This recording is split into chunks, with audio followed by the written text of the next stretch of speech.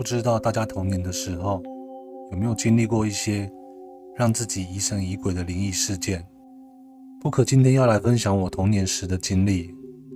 由于过程太过诡异，或许很多人看完之后都会觉得是我在胡扯，但是我能向你们保证，下面的内容完完全全都是我的真实经历和感受。接下来就来分享现在想起来还是觉得很恐怖的2件童年灵异故事。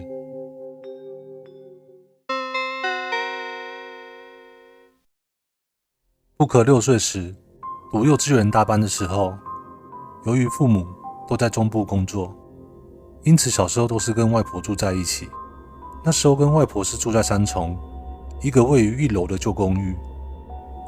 就在有天晚上，一切都跟往常一样，我洗完澡准备刷牙漱口，要穿上衣服的时候，那时觉得浴室很闷热，于是我就把浴室门半开着通风。接着我开始低着头刷牙。就在我刷好了牙，把嘴里的水吐出来后，抬起头的那个瞬间，我从镜子的反射看到一个小女孩从我浴室的门口跑过去，然后就消失在那个空房间的门口。我瞬间整个吓到腿发软，在原地傻住了好几秒。我印象很清楚，那个小女孩上衣是白色的洋装，然后穿着裙子，绑着2个马尾。我那时在原地都不敢进房间，不过我想这样一直站在厕所也不是办法，就鼓起勇气推开原本就半开的浴室门，走了出去。出去了之后，我眼睛根本就不敢往空房间那边看，直接就冲去房间睡觉。之后这件事就这么过去了，我也不敢跟大人提这件事。比较大了之后，大概是国小1年级左右，因为那时候我们都比较大了，外婆就把那间空房间清出来，给我跟弟弟一起睡。我因为对之前那个诡异小女孩的事情还有印象，因此几乎不敢自己在房间内睡。但是我记得有次我感冒了，学校提早让我外婆接我回家去看医生。看完医生后，吃过退烧药，就在那个下午昏昏沉沉间，我独自一人躺在房间里面，半梦半醒的睡着。在睡梦中，我似乎察觉到好像有东西慢慢爬上我的床，床垫也有摇晃的感觉。接着我感受到我的耳边有人在我耳朵吹气，那个酥麻感不停地在我耳廓环绕。这个时候我想要睁开眼，但是却发现这时的我全身完全没办法动，眼睛也好像被胶水粘住了，睁不开。就在这个时候，我很明显的觉得在我床铺上靠近我手附近的床沿边有人坐了下来。我吓得一直想叫外婆，可是我发现我的嗓子想要大喊，声音却堵在喉咙里出不来。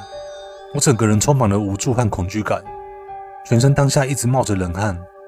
我努力的把我的眼睛睁开了一个细缝。就在这个时候，我看到了那个床垫下层的地方有一双细细灰白的双脚，颜色真的是很惨白的那种，并拢的站在我的床垫上。我吓死了，当下我真的快疯掉了，想要侧身下床。就在我用力的想要移动我的身体，侧身想下床的时候，我看见我床对面的那个衣柜大连身镜上反射出来一个全身灰白的小女孩，站在床上，她的嘴巴还是开开的，然后弯腰的看着我，2只手毫无生气的垂在两侧。那个小女孩的头就离我的头顶不到1个拳头的距离。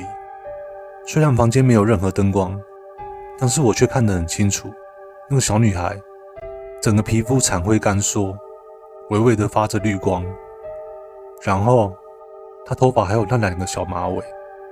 我只记得我那时候真的心跳得好快，拼了命想要起身跑出去，结果就在我使出吃奶的力气反过身的当下，我也顺势的摔到了床底。当下我只记得眼前一黑，等到我再有记忆醒来的时候，已经不在原本的那个房间了，变成在奶奶房间躺着。我不敢回想这2次的经验是不是都是同一个小女孩，只知道后来我都不敢单独睡在那个空房间内了。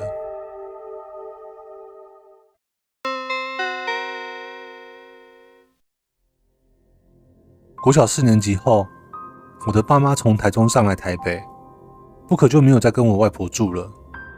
爸妈那时候在三重租了间2楼的旧公寓，我们一家5口就住在这。房子的格局非常的奇怪，2房1厅1卫的格局。从门口一进去，会先看到厨房，面对厨房的右方就是晒衣服的后阳台，之后再从厨房往前走，到了一个小饭厅后，右边有一间很小的厕所，只能够容纳1个人洗澡如厕，连浴缸都摆不下，实在是有够小的厕所，小到我觉得这个厕所是临时盖出来的。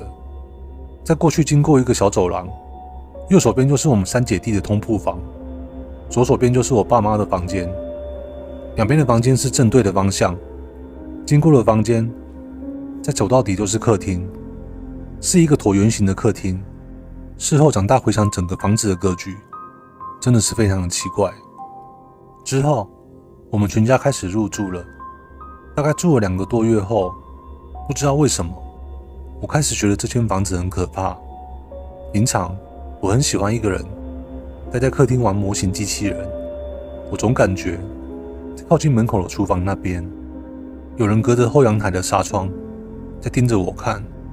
一开始我觉得是我想太多了，后来感觉越来越强烈，之后我就都会避开，可以看到厨房的视角，躲在客厅的角落玩。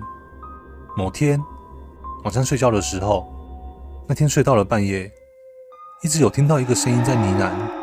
我慢慢睁开眼睛，看到了一个女生姐姐，有点灰色透明的状态，正站在我对面的书桌上，然后手一直不停地挥动，不停地说着你过来啊，你过来啊，叫着我过去。我马上把棉被拉着盖住了脸。那时候我们3姐弟是睡在同一个通铺上，我姐跟我弟分别睡在我2侧。我隔着棉被一直不停地摇着我姐，小声地说：姐姐，你醒来啊，有奇怪的东西。结果摇了很久，我姐都没有反应。我又往我弟弟那个方向转去，换摇我弟，一样的，我摇了半天，我弟也是不醒来。我躲在棉被里，心里头快气死了，想说你们2个睡这么死是怎么样。于是我就这样盖着棉被，整晚都没睡，度过了整个晚上。这件事过后没几天，有天假日，我们3姐弟在一起玩游戏时，我才脱口说出了这件事。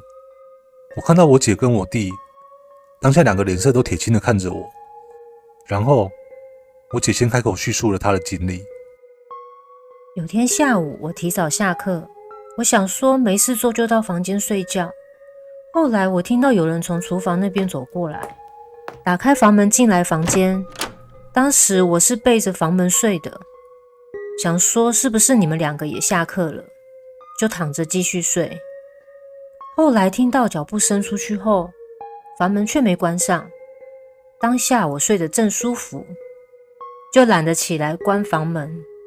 后来听到有人回来的声音，这时候我也刚好起床了，看到弟弟在客厅玩玩具，我就念弟弟说：喂，进来房间出去后，记得都要关房间门好吗？这是基本的礼仪。我弟一脸疑惑地说：我才刚回来啊，回来之后又没有去开你的房间门。那在我睡觉的时候，是谁来开我房间门的啊？接下来我弟则是说，他是有天睡觉做梦时梦见了一个女生，一开始只是不停地对着他笑，后来突然面目狰狞的朝他冲过来，他整个吓醒了。结果醒来之后，他看见了一个姐姐一样的站在我们书桌的那个位置，对着他露出了那个诡异的笑容。我弟也是吓到躲到棉被里不敢动。另外加码一个说不上恐怖，但是很诡异的是，在某一天的傍晚，只有我跟弟弟在家里。我那时正在那间小到不行的厕所旁边，突然间整个摇了起来，摇到我站不稳。我以为是地震，大叫说地震啊，然后站起来扶住墙壁。我弟听到我的叫声，冲过来，打开厕所门看着我。结果站在门外的弟弟惊恐地看着我，在厕所里面尖叫。摇晃就在大概1分钟后结束。我们2个站在原地，完全不知道我们刚刚经历的那一切到底是什么情况。经历了这一连串可怕的事情，事后我们3姐弟找了一天，鼓起勇气跟我妈妈说了这件事。我妈妈只说囡仔人有耳无嘴，莫黑白讲话。但是就在我们跟我妈说完这件事后没多久，我就看到我们家里每个房间的门口上方都贴上一张符。接着没多久我们就搬家了。事后等我年纪比较大了之后，我有问我妈这件事，我妈才说其实那时候她跟我爸爸常在半夜的时候常常听到走廊上有脚步声，还有房间门常常不知道什么原因会被打开，呈现半开的状态。一开始以为是门锁坏了，找锁匠来检查过，门锁是正常的，没有坏。后来又想说是不是我们小孩在恶作剧，就打开我们的房门，发现我们就睡得跟猪一样。然后又听到我们3个小孩跟他说了这些事后，我爸妈他们才觉得这间房子不太对劲。而且那时候住那间房子，做生意还是工作什么的都很不顺，钱财总是存不下来。我妈说那时候跟我爸甚至吵架吵到要离婚，整个家里的运势非常的差。庆幸的是后来好险就搬走了。事后长大后，偶尔经过三重时，地点大概是中心桥下来那附近，都还会绕过去以前租的这2间房子看看，总是常看到门口上常常贴着出租2个字。不知道那些过来承租的租客是不是也跟我们一样经历了一样的事情。长大后扑克还陆续搬了几次房子，也同样的遇到了一些难以解释的灵异事件，不过那些都是后话了，有机会再来跟大家分享。今天的故事就到这边，一样记得要订阅我哦，要按赞哦。不可感谢大家的收看，我们下期再见，拜拜。